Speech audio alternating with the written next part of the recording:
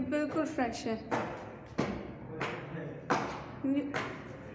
मैं बताऊँ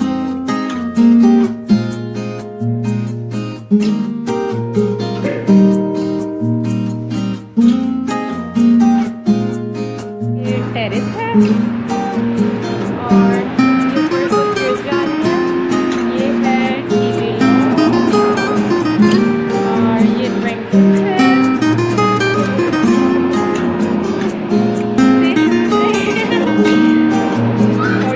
अभी आया है।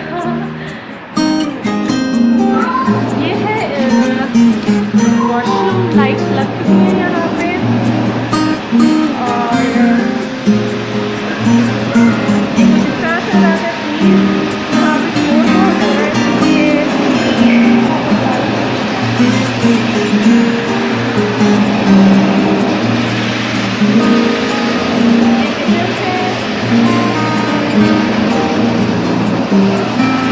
यहाँ पे अभी ऊपर कैबिनेट लगना बाकी है।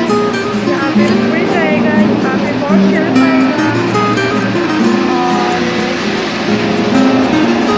यहाँ पे इस वाले में पॉलिश हो रही है। इसकी सीलिंग रेडी है वॉशरूम कमरे की।